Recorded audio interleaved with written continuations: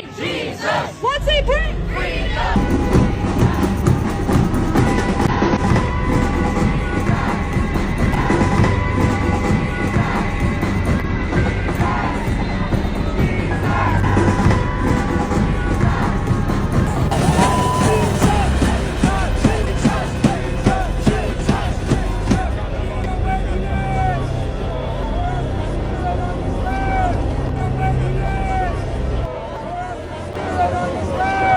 The only genders recognized by the United States government are male and female, and they are assigned at birth.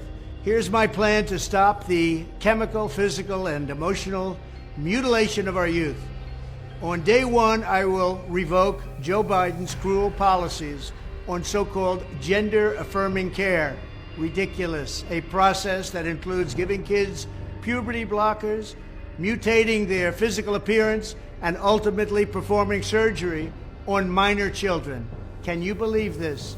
I will sign a new executive order instructing every federal agency to cease all programs that promote the concept of sex and gender transition at any age. I will then ask Congress to permanently stop federal taxpayer dollars from being used to promote or pay for these procedures and pass a law prohibiting child sexual mutilation in all 50 states. It'll go very quickly.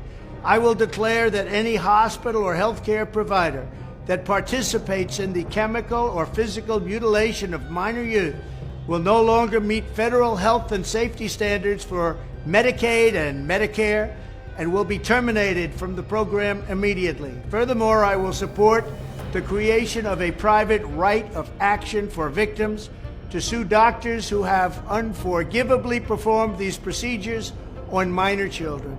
The Department of Justice will investigate Big Pharma and the big hospital networks to determine whether they have deliberately covered up horrific long-term side effects of sex transitions in order to get rich at the expense of vulnerable patients, in this case, very vulnerable.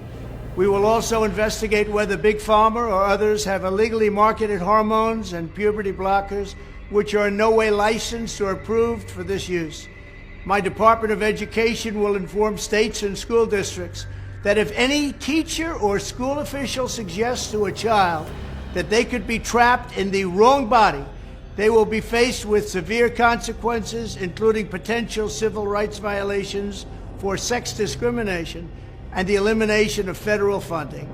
As part of our new credentialing body for teachers, we will promote positive education about the nuclear family, the roles of mothers and fathers, and celebrating rather than erasing the things that make men and women different and unique.